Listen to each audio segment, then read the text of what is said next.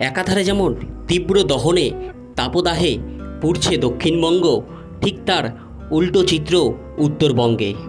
আর এই উল্টো চিত্র উত্তরবঙ্গে প্রভাব ফেলেছে সাধারণ মানুষের, স্থানীয়দের জনজীবন থেকে পর্যটক সকলের জীবনে।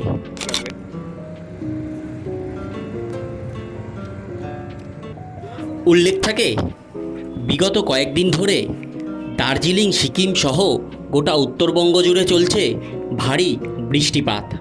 আর যার জেরে ইতিমধ্যে কালিম্পং থেকে দার্জিলিং সড়কপথ বন্ধ করে দিতে বাধ্য হয়েছে প্রশাসন। আর এই প্রবল বৃষ্টিপাতের ফলে তিস্তা নদীতে বৃদ্ধি পেয়েছে জলস্ফীতি। পাশাপাশি সূত্রের খবর, গত রবিবার থেকে টানা বর্ষণের ফলে ধস নেমেছে সিকিমের বিভিন্ন জায়গায়। জনজীবন হয়েছে ব্যাহত, একাধিক বাড়ির ক্ষয়ক্ষতি হয়েছে।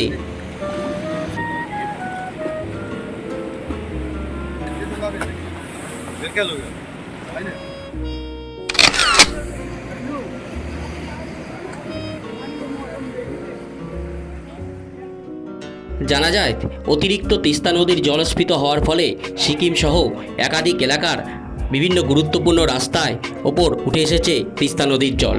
ফলত ব্যাহত হয়েছে যান চলাচল।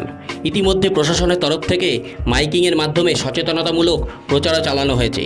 পাশাপাশি আরও জানা যায়, বিপজ্জনক এলাকাগুলো, অর্থাৎ যে সমস্ত এলাকায় ধস নেমেছে সেখানকার স্থানীয়দের উদ্ধার করে প্রশাসনের তরফ থেকে নিরাপদ আশ্রয়েও নিয়ে যাওয়া হয়েছে।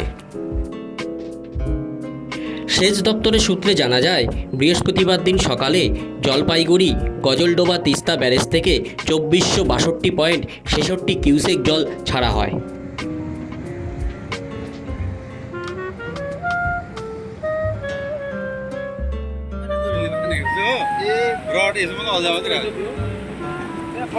একাধারে টানা বর্ষণের জেরে তিস্তা নদীর জলস্ফীতি বৃদ্ধি পাওয়াতে ব্যাহত হয়েছে জনজীবন থেকে পর্যটন শিল্প। আর তার ওপর গত 4 অক্টোবরের তিস্তা নদীর সেই ভয়াবহতা রূপ আজও কেউ ভোলেনি।